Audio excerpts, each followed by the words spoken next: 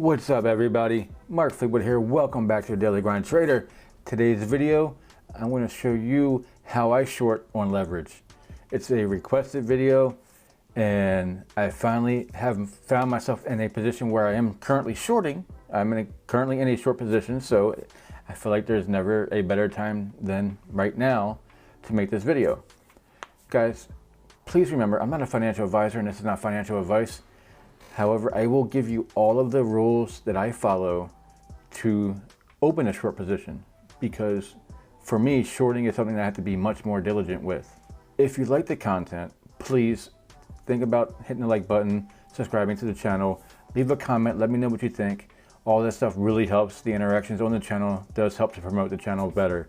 It's all part of the YouTube algorithm. The more interactions, the more the channel gets recommended. So we're going to hop right into the Bitcoin chart on TradingView. And I'm going to go over a couple of the things that I require. And this is my personal requirements for shorting. First, we're going to talk about what shorting a position actually is. So if you believe that the price is going to go down on an asset, regardless of whether or not you have it, you don't have to own the asset. If you're on KuCoin trading and you think that Bitcoin is going to drop, it's hit a peak and it's going to drop, you can borrow just like you would on a margin long. Have your borrowing enabled and then open a sell position. The exchange will sell for you. It will sell Bitcoin at the current price and you will get the cash. They will give you the cash for that. That is your loan. If you sell $1,000 worth of Bitcoin, you will get $1,000 in USDT, and the exchange has sold 0.1 Bitcoin. Let's leave it at that just so it's really easy math to follow. You owe 0.1 Bitcoin and you've received $1,000. If the price of Bitcoin goes up and that 0.1 Bitcoin is now worth $1,200, you lose $200. You have to pay that back at $1,200 instead of $1,000. Or if the price of Bitcoin goes down and that 0.1 is now only worth $800, you have to buy that 0.1 back, give it back to the exchange. That is your liability, and you keep the other 200. Or if you are somebody who thinks, hey, I got this top, I sold this top, I'm buying the bottom, it's going to go back up, you can buy it, pay back your liability, and then let the rest ride up, because you should have USDT that's not leveraged also in there. So just remember, if you do a buyback at 100%, you're using all of the USDT you have, not just what you owe. So keep that in mind. If you only want to buy back what you owe for liabilities, remember how much you bought. So that's it. You are getting cash for a sell that you did not make. The exchange makes a sell for you, and you owe them that much of the asset in return, regardless of how much it's worth when you pay the leverage back. It doesn't matter if it went up by 50% or down by 50%, you owe that amount of the asset. Now, my rules for shorting. It's a short position I took on Bitcoin a few hours ago. I look for a long wick to a resistance. You see here, it touches resistance and it starts to sell down very quickly. This is a 1 hour candle. It sold down and became a red candle here. This is a long wick. Some people call it a shooting star or the start of an evening star. Whatever you call it, you're looking for a long wick to hit that and to sell off immediately. It gives you the knowledge that the buying pressure is waning and sellers are taking over at that point of resistance. Now, what I did was I waited for this to confirm, this candle into here, and the next candle start to buy up a little bit. I almost always anticipate after a long wick candle that there's going to be a slight buy up before anything else. So I put my sell position in here at roughly $49,300 or $49,438. So that's where I put my sell order at. Now, the reason why I require something like this, where we're up against the resistance and we're going to be selling back down to a support, is because my stop loss here is a very short stop loss. This is 0.87%. So on leverage, on 10x leverage, it's an 8.7% loss if I get stopped. But if I get stopped, I'm going to immediately flip this position to a long, as long as it holds. If it pops up and hits this, retests this line and starts to buy up, as long as it doesn't come back down, I'm going to flip this to a long position, and then I'm going to breakout trade this resistance to the new level of resistance up here. This was our previous resistance level here. You can see, so if this were to break up and short me and stop loss me on a short, I can flip this to a long and still make roughly the same amount of profit I would have on the initial short. So it's 4.3%, so 43 on leverage, and here I'm looking at 42.7. So yeah, roughly the same amount. That's why I choose a position like this to do a short. It's very hard to just lose entirely.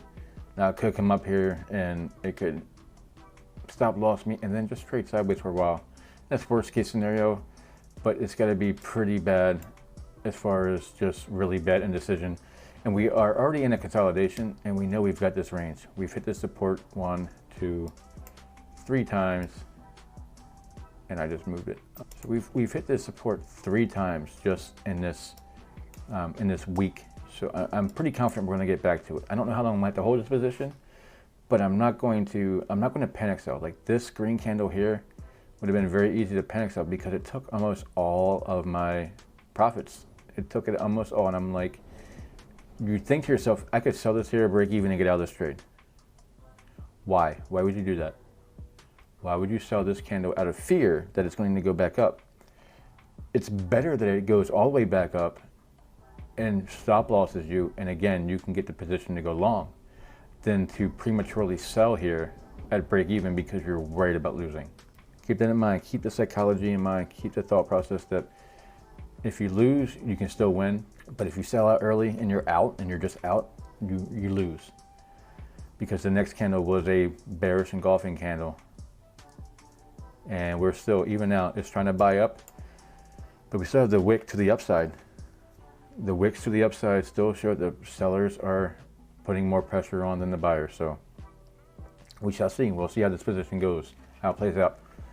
But I'm going to hop on a KuCoin quickly, just so you can see that you would go here and you would go into let's go to a limit, and then you have auto borrow on, or just be in borrowing, and you will set your price to sell. If you're borrowing and you sell and you want to sell on limit, you want to sell at 49,700.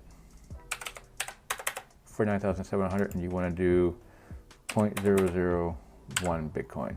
That's $50 worth, 0.001. You put your sell order in there. You will sell once it gets to this price. Now, what you would have to do is go to a stop limit order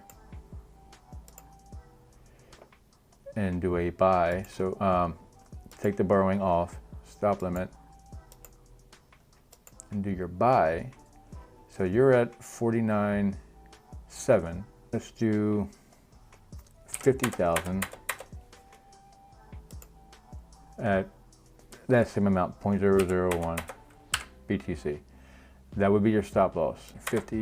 50,000. So that's your stop, and that's your limit. That would be your stop loss. That would be where you would sell or you would buy back your position. And then you can do another stop limit all the way down here at your support. Let's say 47,120.